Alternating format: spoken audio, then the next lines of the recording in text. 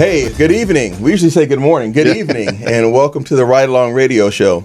Today is Thursday, January 21st, 2016, and this is the 14th show. Wow. Yeah, show 14. Because remember last week Roger Robb was 13. He said it was his lucky number. So show 14, and we're back at it. So this is a new time slot for us, and so it's working out better for us on what we need to do, but hopefully it works out better for the audience too, the live audience, and we'll get some people from the East Coast, West Coast to call in when you become upset at some of the inflammatory but truthful things that we say. So, well, speaking of inflammatory, it is 2016, and so I've turned over a new leaf. This is the kinder, gentler Mexican, okay?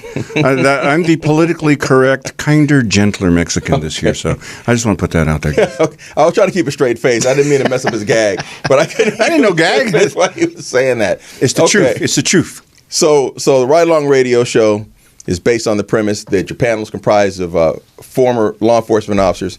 Collectively, we've got, 40, 50 years in the game, 50 years in the game, I think, something like that. And you're going to get perspectives on different topics. You'll get our informed perspective from our background, our training experience as police officers on a plethora of, how you say that? Veritable plethora of topics. There you go. A veritable plethora of topics. It's like a smorgasbord. Yes, a smorgasbord, a collective multitude of topics. So I'm George Holt. And Gil Contreras, the kinder, gentler Mexican. I'm Kent. And there's Kent. And I'm always pissed off. Yeah. Right. So although we have a shared background in law enforcement, in fact, all of us have shared time in a police car together, you will find that we have different perspectives on some of these issues, not all of them, but many of them. And we hope that brings a little variety. You know, sometimes we get accused of, you guys are always taking the side of the police. You guys are very biased. Well, not me. I never get accused of that, actually. Not where you're here. Oh. When you're not here, then people make those comments when you're not here. But no, not while you're here. And, last week we did the executive actions to reduce gun violence. And one of the things that was said was that, these guys are throwing the term inner city around as some kind of code. We know they're talking about black people. Well, I think that's pretty much a given. And if you remember the black community, I would think you would want gun violence to be reduced in our community. So that if we say inner city, typically, that is what's meant. But it's not just black people live in inner city. It's just typically it's poor people, and they're poor people, all exactly. ethnicities, Poor people, including my people, if I may say. See, and there you go. We're in there. Right? My people too, somewhere else though than in Los Angeles. Warsaw. The Central Valley, the trailer parks. I would say an inner city though, right? There's trailer parks in Hawthorne. Hawthorne. Is that how you say it, Hawthorne? No, Hawthorne. So I wanted to address some of that because we get comments on social media, and we try to respond to the comments on social media, but sometimes it's just better to come back and kind of circle back around and do a quick recap on that. And I just wanted to address that because we're not. Believe me, nobody's using any code here. Exactly. There's no need to use code. And it would be interesting. Ken and I had talked about this. If somebody made a comment, we could check them out, and then if we like one or one that's really challenging, or I think somebody once said, that guy on the end should eat a bag of dicks and choke on the last one. On the last one. Well, we could call that guy back. We could send him an email, say, hey, we'd like you to be a guest on, and we should think about doing that. And bring a bag. I don't know about a bag, but and that's the thing about that comment that got me. I thought it was funny, but the last one was funny. You got to eat them all before you choke on the last one. Why can't you choke on the first one? That's not right. You wouldn't have to eat the rest of them. That's not right. Now, if they had been talking about Kent because he has white privilege, he would only had to eat one. Ah, there you go. Again. Yeah, and he might have choked on the first one. He might have. Yeah, I don't know. So sure. I don't know. But yeah, so comments get made like that, and we do see the comments, and we do respond to the comments, and we laugh amongst ourselves about some of the comments. And you can't hurt my feelings, by the way. Yeah, I mean, I've been called every name that there is to be called, and so you're not going to hurt my feelings. Yeah, and we get called names in the street. We've been called names to our faces by people who actually were there in our presence. So if somebody wants to play keyboard commando and make comments, from the... I'll tell you how bad it was for me. I got called names by guys I worked with. How about that? Oh, yeah, sure. How about that? Beat that, Kent. And you actually care about their opinion sometimes. So, so for somebody to make disparaging comments from the safety of their mom's basement, Wow, why they got to be in the basement? Whatever. But if you have constructive criticism, that's great. And there's been some suggestions made for future topics, and we're going to be exploring those because there's some good stuff that people have to say. So we welcome all the comments, though. Oh, and if you want to call in, the number is 323-293-3375. This is a critical year, man. A lot happening. America is at a tipping point. It's an election year. A lot going on, and we're going to talk about all of it. Yeah, you'll see. You'll see what we mean. We're going to jump into our news of the day segment today, and Kent's running point on that today. So I'm paraphrasing all this. I'm not reading off anything because I forgot my glasses today. But this is about Sean Penn and Sean Penn's effort to find El Chapo. Spicoli? El Chapo? El Chapo. El Chapo. Down in Mexico after he broke out of the prison for the second time and was somewhere that I guess Sean Penn was able to utilize contacts and apparently a beauty queen of some sort. She's a reporter. She's an actress. She's an actress.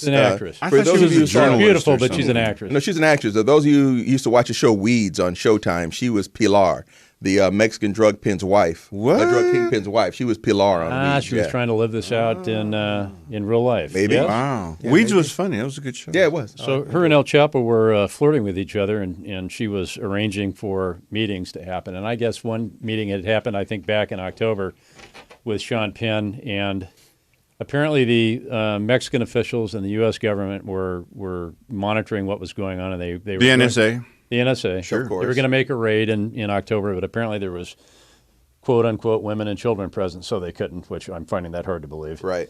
And then it moved on from there, and I believe if another meeting was made. I'm not sure another meeting was made, but Sean Penn was using this for two things. One, he wanted to make a movie about El Chapo's life. Uh-huh. The second thing he wanted to do is become a journalist in his second life, I guess, in between films. An activist. He's an activist. And interview him for Rolling Stone and bring to light the problems with the war on drugs. And he wanted to interview El Chapo and get his insight as to why all this is happening and bring light to the war on drugs and the amount of money that was being spent and the violence that was being caused by all this. Sean Penn wanted to enlighten the world, essentially, and get a dialogue going. It kind of sounds like Donald Trump, doesn't it? About illegal immigration. If I hadn't have said it, nobody would be talking about it. It's about me. And so during the course of this, they did a raid, meaning the government officials, the Mexican Marines kicked in the doors, and 5 bodyguards were killed in a shootout. 5 more were taken into custody, plus El Chapo, who went down into another tunnel and tried to make his find him for a little while from the house. He took a car at gunpoint from somebody out on the street. But they obviously had a dragnet set up on the city, and they caught him trying to get out of the city, back into federal custody. The following day, I believe after he was put into the prison. Same prison he came from. Same prison. A tunnel was already underworks. There obviously was heavy equipment out there, and they jacked those guys up. So in response to that, the prison officials have been moving Sean Penn from... Not Sean Penn. El Chapo. Okay. Yes.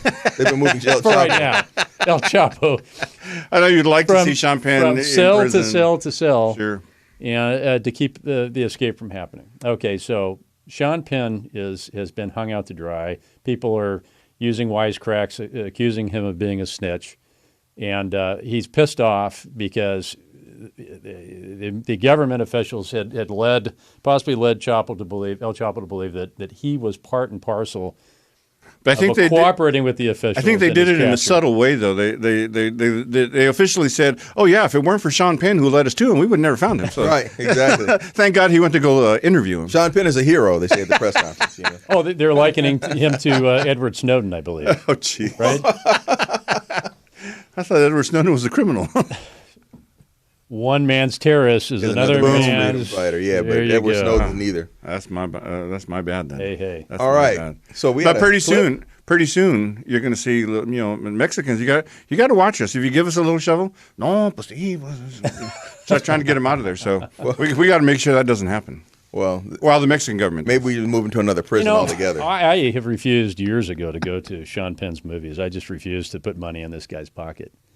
But you enjoyed his movies, right? When you were looking at them, when you used to watch them, you never enjoyed them? I think the last movie I remember seeing of his was Colors, and that was when I was working in the 80s. That's right. Colors. And that's probably the first time I ever saw Inchy it. You saw Pac-Man. Taps, right? Huh? You saw Inchy Taps? Pac-Man. Why don't you guys talk at the same time? Go ahead. Didn't you do that see one more Taps? time. Oh, yeah, I did see He was Taps. in that That's with right. Tom Yeah. Cruise. They were a kids, breakthrough. though. Yeah. They were just kids, Yeah. though. Bad Boys. He was in Bad Boys in the juvenile system, not Bad Boys of Martin Lawrence. And Will Smith. Bad Boys, about the juvenile justice system, came out in the 80s, and Sean Penn was a kid who got that's put in right. prison. So that was like a big thing That's for him. right. And then Taps. He's had a long career, you know. So the amazing thing here is that, and I even learned this when I was working. I dealt with some characters in organized crime that I had to parlay with all the time, and I had a CBS reporter that wanted to talk to me about doing an interview on a organized crime figure in the neighborhood that I worked in, and I actually broached the subject with the individual, and there was never got to the ground rules that would have happened for the interview, but there would have been ground rules, just like Edward James Olmos in the movie that he made. He wanted to get permission to make the movie, so there were ground rules, and we can go into that. That's all in the media, but he said the head of the Mexican Mafia did not want Joe Morgan didn't want himself to be portrayed with a limp or with a peg leg. That was his This nickname. is one of the issues, That was his nickname, though. That's his vanity. He flirted with that, and there was a contract hit put out on him. So Sean Penn, thank God he brought to light the whole war on drugs issue. Oh, because we wouldn't have known about it otherwise, right? None of us. Sure. So I feel better about it. I'm sure El Chapo does. And if I just may say on a side note, that blue shirt that he was wearing, apparently there was some online place was selling that thing, and their server crashed because so many people were trying to order that. Wow. Who was wearing the shirt? El Chapo, that blue shirt he was wearing with a blue shirt. Everybody wants that shirt now. A Chapo shirt. So that's the sad world we live in. Okay. Right. So the video, you want to introduce the video clip that we have queued up there? Do we have it ready to run? It's the last about 2 minutes. Just take a look at this, and it's bits and pieces of the interview that was done with 60 Minutes. I think about a week or so ago. This morning from the actor Sean Penn about his interview with the notorious drug lord El Chapo. The actor is now breaking his silence and revealing why he agreed to that controversial meeting. And here's ABC's Matt Gutman with more. I thought this is somebody upon whose interview could I begin a conversation. Sean Penn speaking out about his controversial interview with notorious drug kingpin Joaquin El Chapo Guzman. The entire discussion about this article ignores its purpose, which was to try to contribute to this discussion about the policy in the war on drugs. The actor secretly meeting with the drug lord in his jungle hideout in Mexico back in October for an interview for Rolling Stone. The meeting facilitated by Mexican soap opera star Kate Del Castillo, who El Chapo hoped would make a biopic about him, and smoothed over by tequila. But Penn insisting during an interview with CBS's 60 Minutes he accepted the invitation as an opportunity to shed light on the war on drugs. The notorious drug trafficker on the run at the time of the meeting after he escaped from a maximum security Mexican prison in July. Now, Penn says he believes the Mexican government is lying about his connection to the kingpin's capture. Authorities apprehending Guzman on January 9th, catching him in his home state of Sinaloa after he tried escaping a raid by slipping into the city's sewer tunnels. I had to crawl under that to get over there. Right there is that door. It looks like a portal on the submarine, and through there is the entrance to the drainage system. They were clearly very humiliated by the notion that someone found him before they did. Well, nobody found him before they did. For Good Morning America, Matt Gutman, ABC News, Los Angeles. Yay, Sean. Right, doing his part as an American journalist.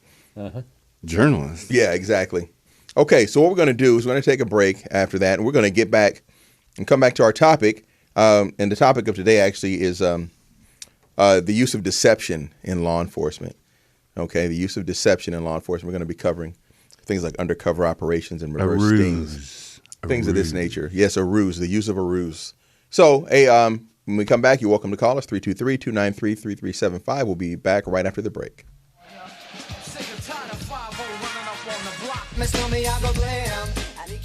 All right, and so welcome back to the Ride Along Radio Show. Calling numbers 323-293-3375, or you can send us a tweet at Ride Along Radio. Is Right Along Radio show, Darren, or Right Along Radio? Yeah, Right Along Radio is the Twitter handle. Just Right Along Radio. It's a new year. It's a new. Look, it's only short 14. Email is rightalongradio@gmail.com. But the actual live tweet is Right Along Radio. So today's topic is the use of deception. Oh, can I give my Twitter also? Because really, please do. So if you want to tweet me directly, I'm at xcop1035 xcop1035. So right, and he actually tweeted in a comment last week. Even though he wasn't able to join us, he was able to watch live and tweet in a comment about the executive actions on a whole bunch of nothing on to reduce gun violence. Bunch of nada. So and don't tweet me because I don't have a Twitter account. So when we talk about the use of deception in law enforcement, we don't mean police officers going out and lying on police reports. We don't mean police officers on the stand lying. We mean the legal, allowable, and permissible use of deception in law enforcement. And a lot of people feel like, as a police officer, and there's actually an article in Police Chief Magazine where they address this, that, people expect that police officers are going to be honest and have integrity and so on and so forth, and that it is against everything a police officer stands for to be less than truthful, especially with the citizenry, okay? And there are times, I'm going to tell you, that police officers are not going to tell you the truth for a variety of reasons. Not all of them are investigative, by the way. Sometimes it's investigative. You're being investigated for something. Maybe the police tell you you're being looked at for something, and then they're really looking at you for a whole nother matter, right? Or maybe they tell you that someone has snitched on you, informed on you, and that's just an illicit confession from you. But other cases, I've had situations where one of my partners, both of you guys know him, him and his partner killed somebody one night. The guy was shooting at them. And this is all on video, by the way. The guy's shooting at somebody else. They get involved. He starts shooting at them. They shoot him. He goes down, dead in the alley. By the time I get there, he's expired. The paramedics have already stopped working on him and left him there because now it's going to be treated as a homicide scene. Well, quite naturally, this is in Watts. Crowd starts forming. And out of the crowd comes a guy who was very angry. He's visibly upset. And I'm standing there in uniform. I'm putting up the yellow tape. And he says, "Hey, man, they tell me it's my brother over there." And I go, "Man, I don't know why somebody would tell you that. Describe your brother." He describes to me the dead guy. Clearly describes down to what he was wearing, down to how his hair is cut. That's the guy I just saw laying over there dead that two of my coworkers just killed. And so at this point, do I say, "Yeah, dude, sorry, that's your brother laying over there," and incite a big situation when the dude's already fired up? Or do I just say, "No, man, that's not the dude," and continue putting the tape up just to keep down the drama? He's going to be notified later. Right. So I made the decision to say, "Oh, no, that's not him. That's not the guy you described at all, man. No, wrong guy." He turns around and walks away. Okay. About 2 years later, I walk into the jail at Southeast Division, and he's sitting on the bench. And the guy looks at my uniform. He recognizes the agency. He goes, "Hey, two of your partners killed my brother, man." I said, "Man, what are you talking about?" Yeah. He describes the scenario. I go, "I remember you." He goes, "Yeah, I thought that was you. You don't want to lie to me. Told me that wasn't my brother there." Okay, but now we're having the conversation inside the police station. Right. You've already been arrested for something else. And now I'll talk to you about it, sure. But at that time, at that scene, I wasn't going to get into that. So, that's me being on duty in uniform and not being truthful with someone. But I think it was for the greater good, so to speak, because it wasn't like it was going to change anything. Right. So there are times that it's non-investigative reasons that a police officer is not necessarily going to be upfront and shoot you straight for a couple of reasons. But in this aspect, you talked about the use of a ruse earlier. You want to kind of get into that and explain to the people what we mean by the use of a ruse? Right. It's when you're trying to. It is part of it's an investigative technique, and it's something that you can use to either get information or get access to somewhere. And the one that comes to my mind is the sheriffs were LA sheriffs were trying to. They were serving a search warrant at one of the housing projects in South LA. And so they went up in there and they knocked on the door. They knock on the door, and the voice inside is like, "Who is it?" You know, everybody's always mad, right? It's like, "Who is it?" And they're never not like, "Hey, who is it?" Right. It's like, "Who is it?" and then, and because it was on housing authority property, the sheriff say, "Housing authority." right. And so they just opened the door because they thought it was maintenance or somebody. Right. And then they rushed in. So hey, you know what? That's funny to me. I thought that was funny. Yeah. Hey, you got a warrant anyway. So if you can open the door for us, we're going to kick it in. So it doesn't really matter. You know. So that's one way to serve a search warrant, I suppose. But or maybe they didn't have a warrant, but they wanted to get in, and But that was their ruse. It was, they just pretended to be something else. And that actually was fairly common. One of the things that people were concerned about is the use of utility uniforms, right, or UPS uniforms, or police officers dressing up to be the postman or something. The postman or something like that, right? In order to get access to places, in order to observe things. When I was in detectives, we had IDs made up at actually a movie studio print shop. They made ID cards for the movies, and so they made those up for us so that we could get into places or whatever. However, that was something we just kind of did off the books because we knew somebody over there at the place. They were real law enforcement friendly, and they made the ID cards for us. Yeah, I was going to say that's you have to jump through some hoops to get that from. Well, it wasn't. Yeah, it looked like some city inspector thing. I still have it actually. A partner of mine from an agency out in the Inland Empire, when he was working detectives, DMV actually issued him a real with a whole profile and different names. Oh, sure. That's deep cover stuff. That's like legitimate, real cover. But it can be something as simple as and back on that utility thing, there were complaints actually that police officers would come in dressed like the gas company, right, or dressed like a lineman or something, so they could get up on the telephone pole and see what was going on. And then after that, the real telephone man started getting beat up. So they started complaining that, hey, don't give those guys any more uniforms. Well, I'll tell you, when I'm, if I'm at home and I see the cable guy out there, I close everything up. I don't know who that is. Right, exactly. Maybe the cable guy may not be, but I don't know what he's doing up there. You don't need to worry about that. They're actually listening to you through your box. Oh, is that what they're doing? Yeah. Oh, okay, so he didn't need to see. He's probably watching you through the box. Well, it just scares. Whenever I see cable guy, it just scares me because I don't know who it is. We had an incident at the department one time where there was an officer involved shooting. The suspect was taken into custody, but the gun wasn't found on him. But the gun was where the incident had originally started. Suspect's not with the gun, so I happened to show up and I saw the gun, and it was a Beretta. And I said, anybody, the guy was being put on a gurney, had been shot, and I said, anybody that would use a piece of shit Beretta, good. If there was a gun that you were going to use, couldn't you? You could have picked a better gun. And I could see him nutting up. He's getting pissed off about this gun. Did you say that? Yeah, this is his gun. This is Beretta. And he goes, oh, really? And I said, yeah. and I looked at him and I go, and he goes, oh, yeah, you thought I was going to fall for that, didn't you? Nice try, though. Nice try.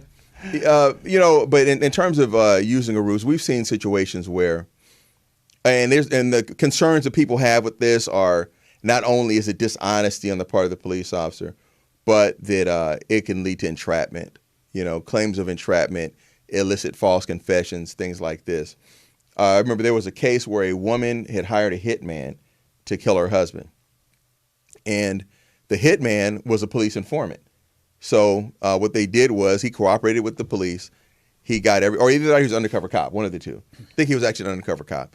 And so he cooperated, of course, helped build the package on her.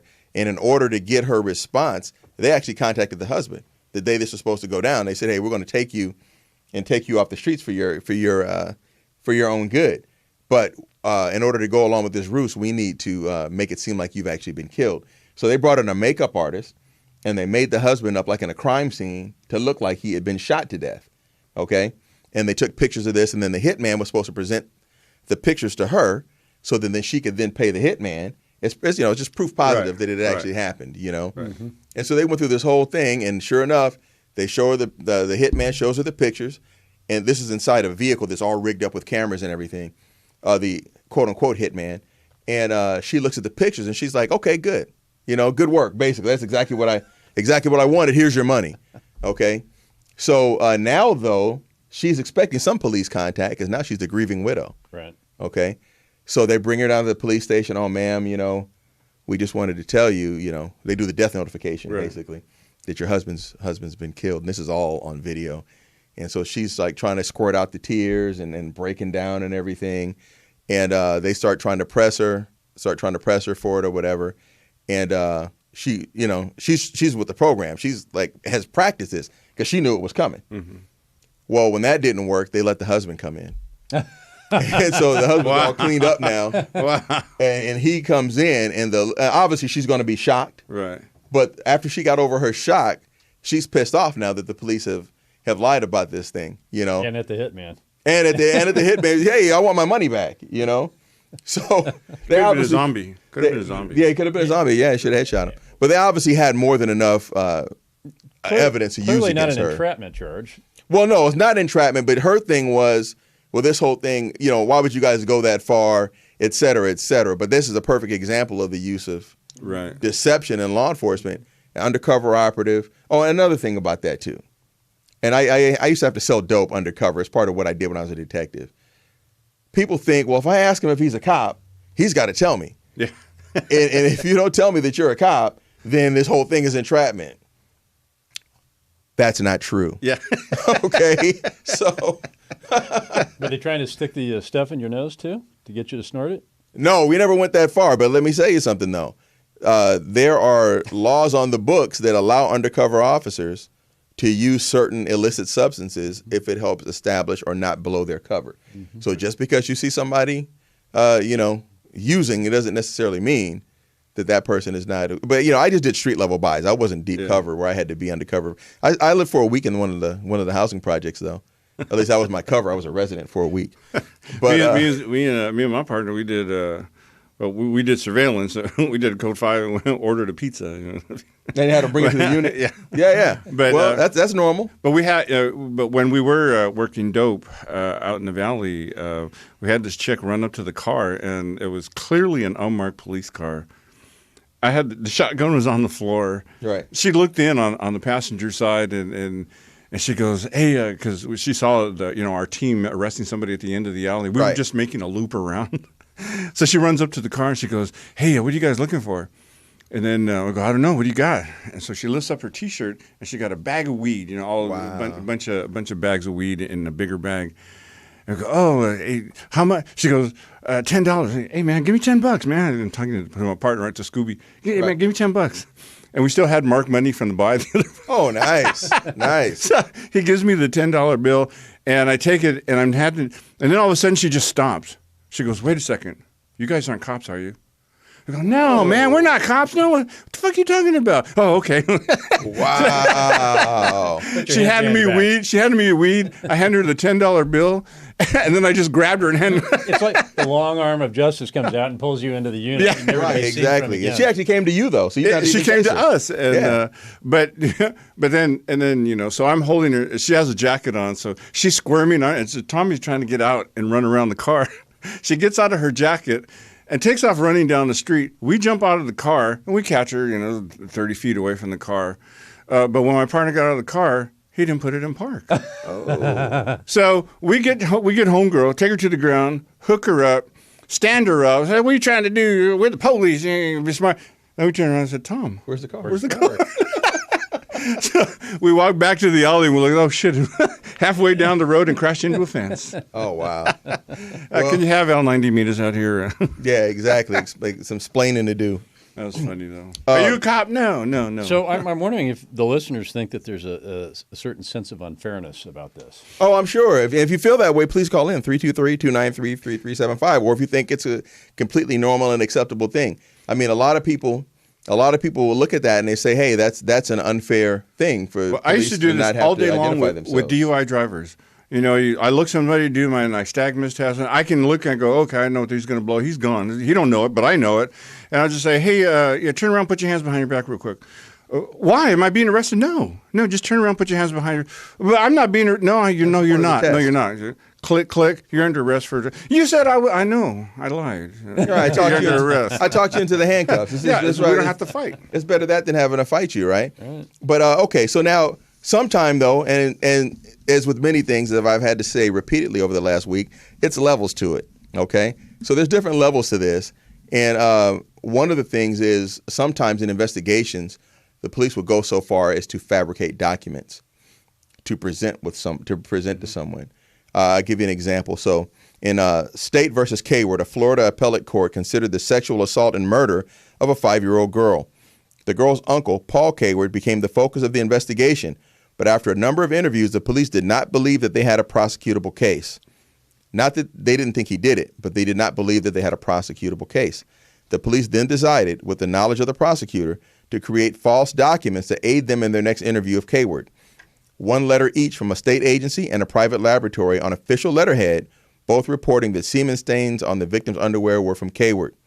During interrogation, he was shown the false documents, which were offered as genuine. At the end of the interview, he confessed. The appellate court upheld the suppression of the confession, which means they threw out the confession, by the trial court. In doing so, it first agreed that although police deception is a factor that affects voluntariness, it does not render a confession involuntary per se. So nonetheless, they found a qualitative difference between oral deceptions, which is where we say, hey, well, your homeboy snitched on you, and then so you might as well start talking to get a better deal, and your homeboy didn't say anything. That's an oral deception, right, as opposed to fabricating scientific documents and physical and tangible evidence, and that has no place in our criminal justice system, because something like that could find its way into or entered as evidence, right, and then you'd have to have somebody try to test the veracity of that. So the fabricated documents in that case were a per se violation of due process. And I do understand that. I understand why maybe documentation, we wouldn't go so far as to fabricate documentation, but because you're creating something on official letterhead, from the actual state agency that, again, could maybe work its way into evidence. And it's just not a good look. So in terms of keeping up with the spirit of the law against entrapment, and when we talk about the spirit of the law versus the letter of the law is exactly what the law says. That's where we get into technicalities and loopholes. The spirit of the law is what the law intended, So the law was intended to stop this sort of thing from happening. So when we say something violates the spirit of the law, it means what did the people who wrote the law really have in mind, not versus some legal loophole or a comma was off or a period was there instead of a comma. Right. And now we have questions about what the letter of the law is. We're talking about the clear spirit of the law. So there's different levels to that. And we've had situations where we'll arrest somebody and there'll be maybe 3 people and we'll put them in the back of the police car. Okay. All 3 of them together. And if they've been arrested before, they know that after this, they won't be together. This is the last time they're going to see each other, right, until either they get to county jail or maybe whatever. So at that point, if they're going to work up a story, if they're going to cook up a story, where are they going to do it? They're going to do it right there in the back of the police car. But guess what? There is no reasonable expectation of privacy in the back of a police car. And in fact, before we even had cameras, you guys remember this one, Cross Jr. rigged up our new cars. They had microphones in the back, and this is before we had even cameras. There was an audio recording system in the back of the police car. So, and if you would stop to think for a second, why are we putting all 3 of you guys in the back of this car together when there's like 4 police cars here? Yeah. And we could split you up then. I never knew that there was an audio system in the police car. Really? Man, what did you say? Oh, that's what I'm worried about. Well, the statute of limitations is run out now. I have no idea. I may have. It depends on what he said. Yeah, but no, the big whale cars, the Caprices, when those first came out, he had them rigged up where they had audio recording capabilities in the back seat. You had to turn it on, though. Yeah. It wasn't like it was just always running in the background, but you had to. They didn't tell me where the switch was. Really? Well, I never knew this until now. Wow. Well, hey. That's bizarre. The statute of limitations. So you're clear. Whatever you said, I know that the housing authority couldn't have done that. Did I say that? You did. They couldn't have done that for good reasons. There must have been. Well, no, they did it for exactly that reason. They did exactly to be able to record confessions and conversations. There had to have been other nefarious reasons that they did that. Well, but they never used it against anybody. It's a conspiracy. They never used it against any officers. Put it like that. So, it's. Yeah, they weren't that sophisticated. The command staff, they were different. They weren't that word of the day. They were diabolical. They weren't that diabolical. So, diabolical. But again, 323-293-3375. So again, different levels of deception. So you have a lot of times we'll have what we call the prostitution stings, right? which are male or female police officers, will walk in an area that's known for street prostitution, and they will dress in a manner consistent and behave in a manner consistent with the dress and behavior of prostitutes in that area, in order to get people to solicit them to perform sex acts for money.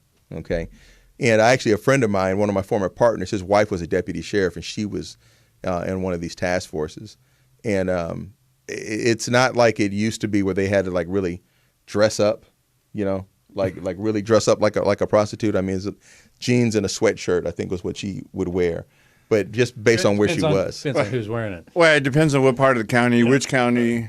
You know, if it's San Bernardino or Riverside County, they're all tweakers out there anyway. So jeans and a sweatshirt. Jeans and a sweatshirt. Yeah, exactly. Yep. But obviously, she didn't identify herself as a deputy sheriff to anybody who. And this is where it's really people really get into the entrapment thing, because this is where people really believe that you have to identify yourself if asked. Mm-hmm. You have to identify yourself as a police officer, and of course, she never did. And then you have a situation where you get to the place either in the vehicle or elsewhere, and then when the exchange is offered of sex in exchange for money, and it has to be both. It can't just be, I want to give you some money, or I want you to give me some sex. It has to be sex for money. Right. And then once that is said, then the trap's been sprung, so to speak. But so I think this is good information for criminals, and we don't have to tell you the truth. Period. Well, it's not just criminals, just people. Period. Who are under misconceptions. But regular citizens who are getting stopped. You know, if you're say you're a gun owner, you're an NRA guy, and you're carrying a concealed weapon, but you don't have a permit because you live in LA County, right? And the officer walks up and he's pretty astute, and he goes, "Oh, NRA member, huh? Oh yeah." Like if you got the sticker on the back right. of your truck. I'm a member. I'm a handgun instructor. I want to impress the cop. I'm a handgun instructor. Oh, okay, really? Hey, just for my safety and yours, and just tell me the truth, because I support concealed carry myself. Yeah. So right. So right. Are you carrying right now? Do you have a gun in the car? Right. Now you have a choice to make. He seems cool. Right.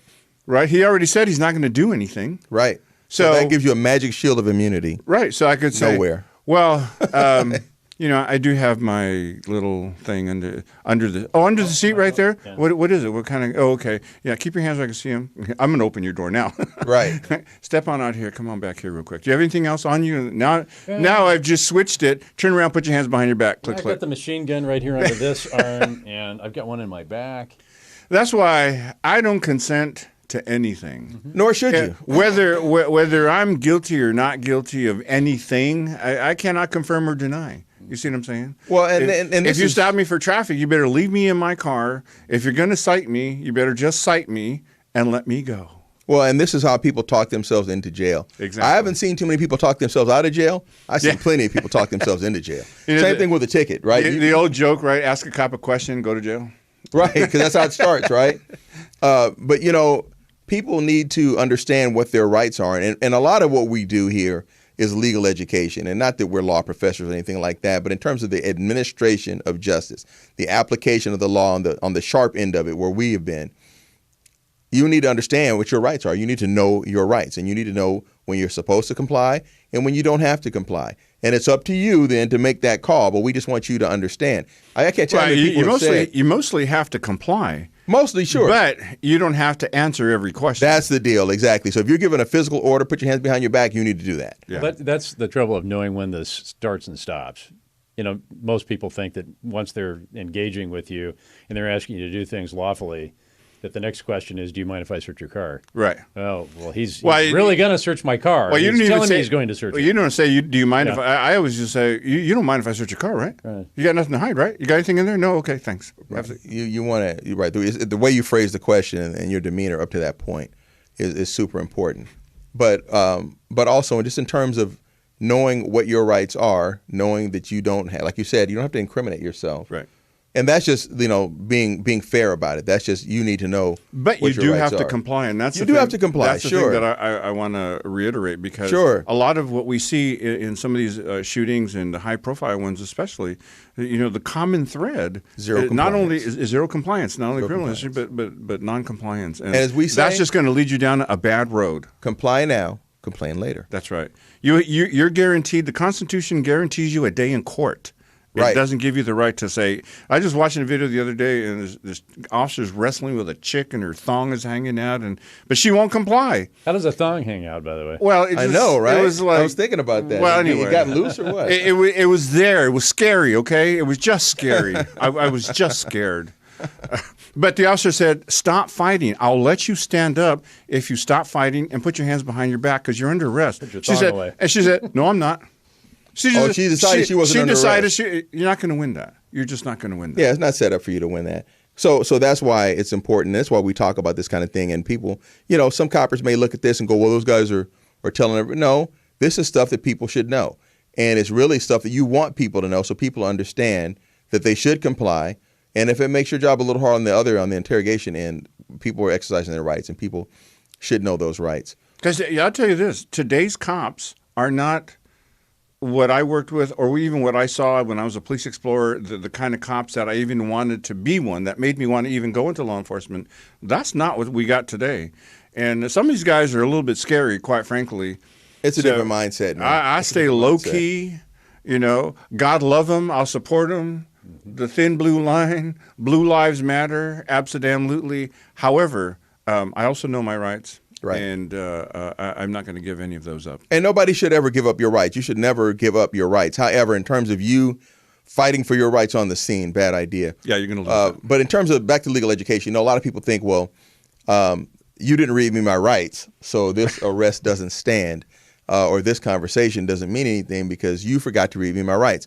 As if we don't know when we're supposed to read people their rights and when we're not supposed to read them their rights. So we'll get into that too. My partner Reggie and I, we've done criminal defense. I helped him out for years, and every time you get a case and you go to meet the guy in the jail, right? And they go, "Hey man, you got to get me off, right? You need to get me off, right? There's a technicality. Hey, the officer didn't read me my rights. He didn't read me my rights. Right. He just put the handcuffs on me and put me in the car. Right. He didn't say nothing to me. Oh, exactly. Yeah. And they go, well, yeah, but you did it. Yeah, I know, but I know, but I looked at the video and I saw you. Well, they think it's No, a you loophole. I'm trying to get over. Are you sure it was me? Are you sure it was me? I had one guy say, "Is a million black people in L.A.? Are you sure it was me?" It was you, the video. brother. Yeah, it's the video. I'm telling you this was the last thing. Reggie and I walked out. We were interviewing a homicide suspect. We walked out. I was the court-appointed gang expert. He was the court-appointed investigator. We go out to Wayside. We interview this kid. We walk outside. We get to the car, and Reggie looks at me and he goes, "Man, thank God we got jails," because that's how scary the guy was. Yeah. Thank God for jails. So when we talk about other deceptive practices, right? Oh, okay. Well, actually, we're going to do before we get into that, we're going to take a break, and then we're going to dive back into our topic, and then we'll pick it up. So we're going to take a short break. Again, call in 323-293-3375, and we'll see you after the break. And that's Kent's cell phone, actually.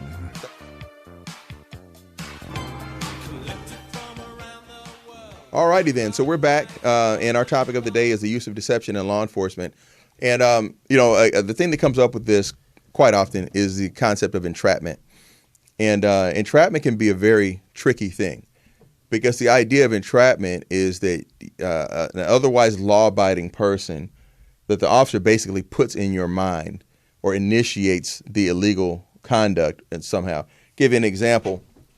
When I was doing street-level narcotic sales, one of the things we would do is we would do what the dope dealers did. We would send patrol units in and we would take the real dope dealers off the corner, and then we would come in, right. Okay?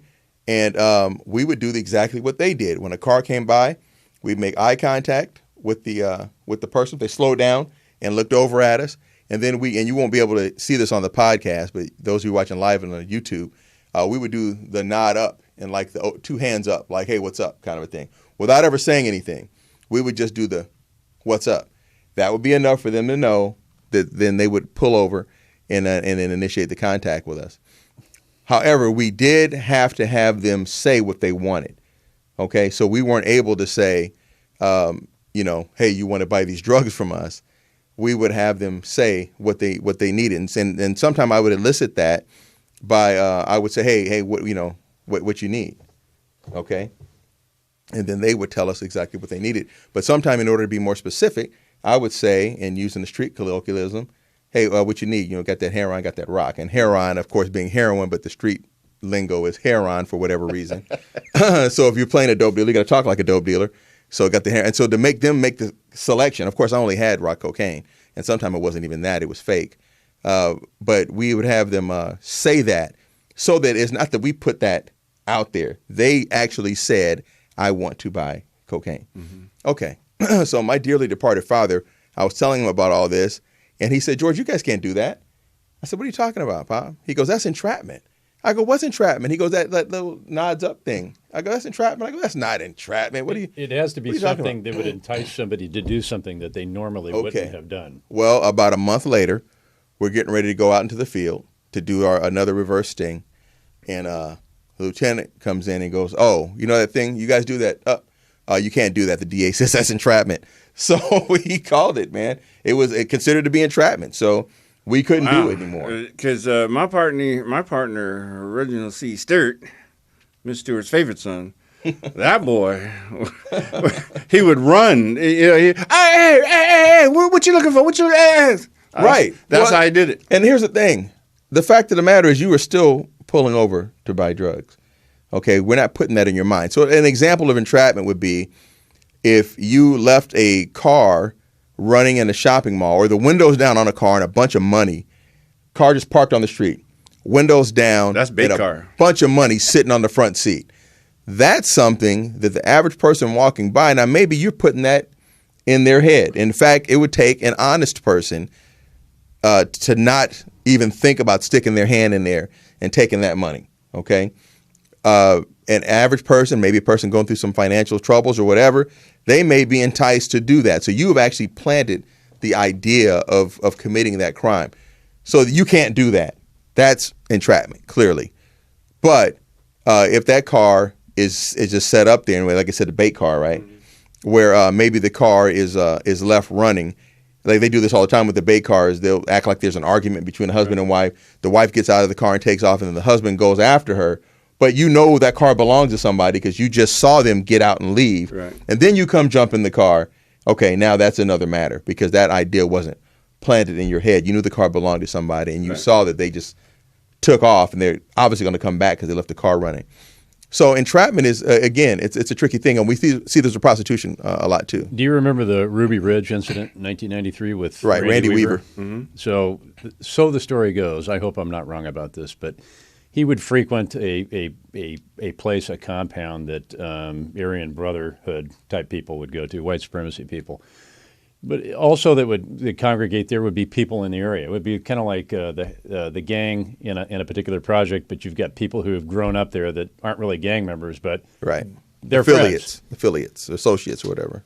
So the FBI or the ATF was trying to make inroads into the organization, and they were looking for somebody to turn into an informant. So they one of the agents had met Randy Weaver probably more than one occasion, and asked him more than once to take a shotgun and saw the barrel down for him and make it less than a 16-inch barrel, and then whatever the overall length was. 18 for a shotgun. The 18-inch barrel.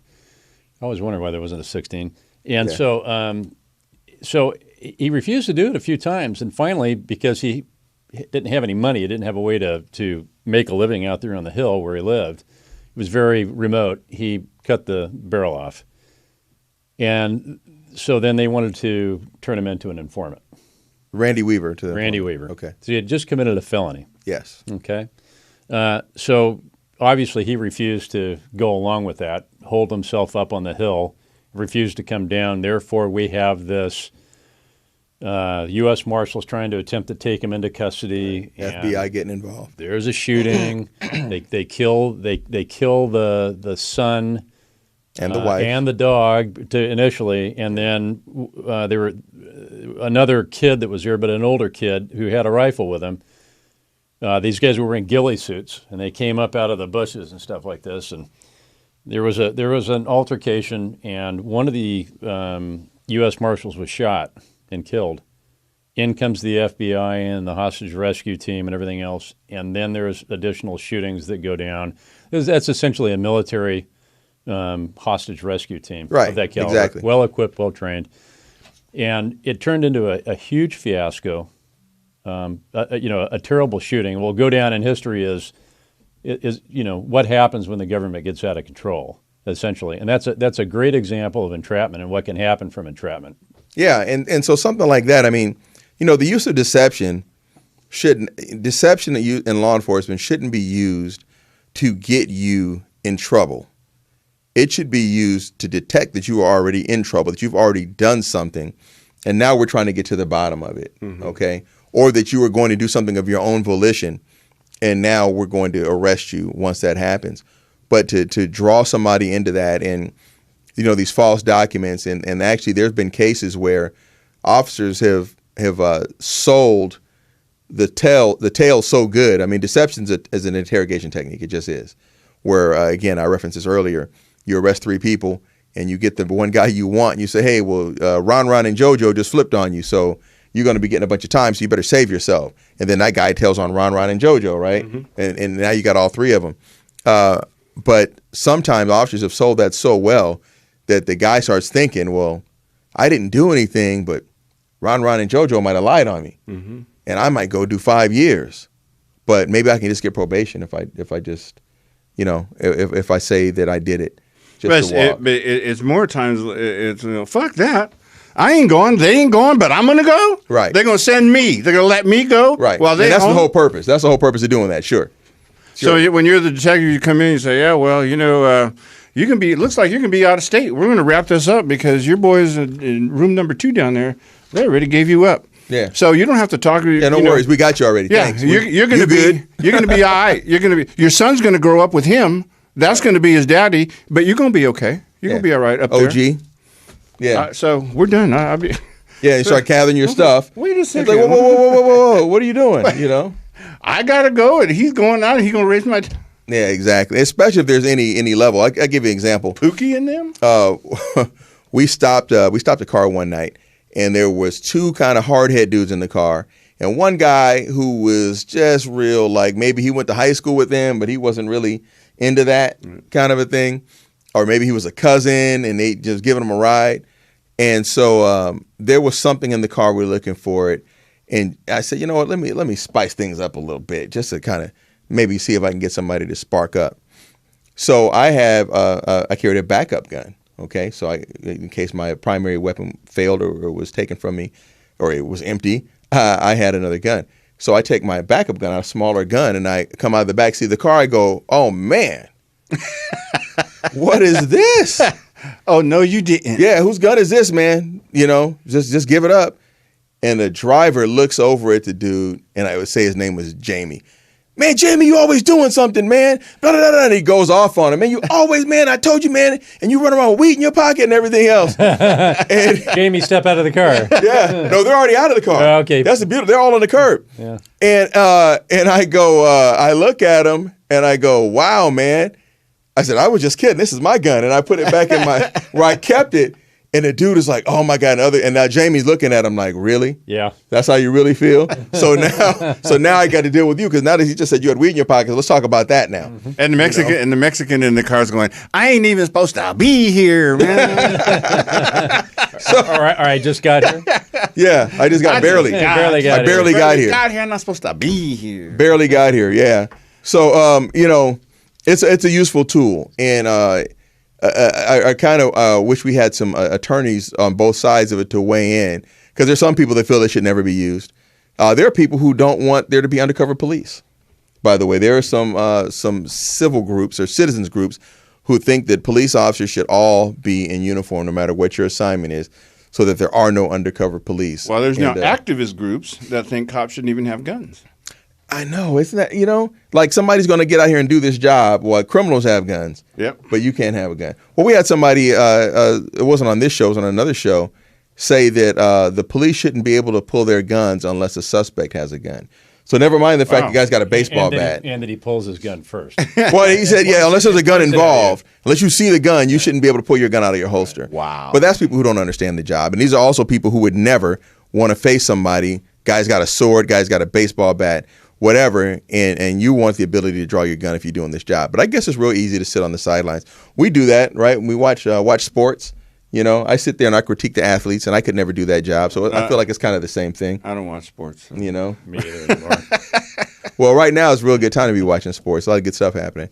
But, okay, so there's those sides of the spectrum that there should any deception is okay, including false documents, and the other side of the spectrum that there should not be any deception whatsoever. And I don't see how anybody could feel that way when the bottom line is, look, if you want to stay out of the criminal justice system, don't commit a crime. Right. Just typically, then you don't have to worry about it. Your chances go way down. I'm not going to say that's bulletproof, but your chances diminish, quite a bit. Like to almost zero, almost zero. That and then whoever you hang around with, what they're into, if you're in a car and you're just, but you're with two, righteous homies who are gang and narcotics involved, because all gang activity now is drug related. It's all drug related. Right. Now. There's no separating the two anymore. So if you're rolling in the car and you get stopped, if I'm the officers, dealing with you in that car, I'm gonna deal with every one of you. Look like one, talk like one, dress like one. I see tattoos.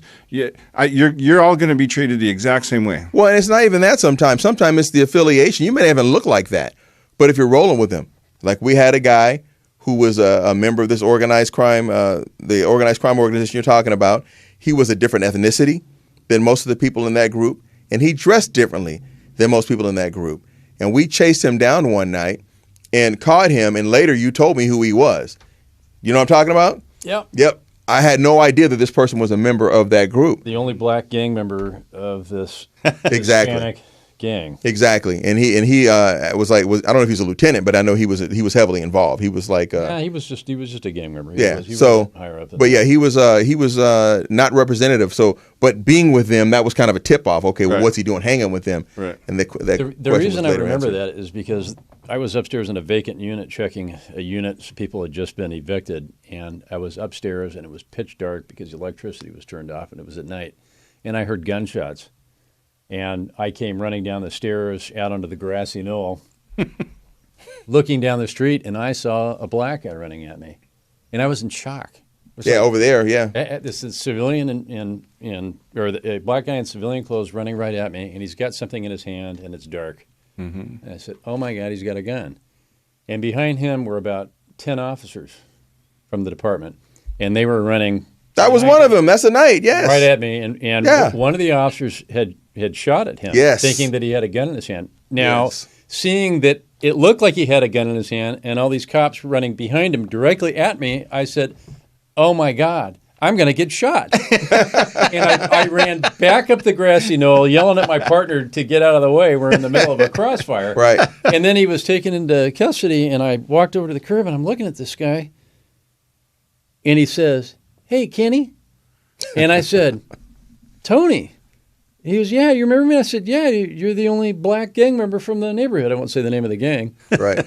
And I said, "Where you been?" He goes, I've been in prison." Yeah, he just got out. I remember "You just get out?" He goes, "Yeah." And I said, don't be running around the project in the middle of the night. He got shot that night. I was there. With the black stocking cap rolled up and in his hand, because that officer, like and I pointed at the particular officer, is going to think that you got a gun. Well, he was running because he twisted out of my grasp. Yeah. That was the beginning of that foot pursuit. I went to detain him, and he twisted away from me and took off running, and that's how that happened. I remember that night very well. Okay, so listen, we're going to start wrapping our show, and again, you can tweet us Right Along Radio.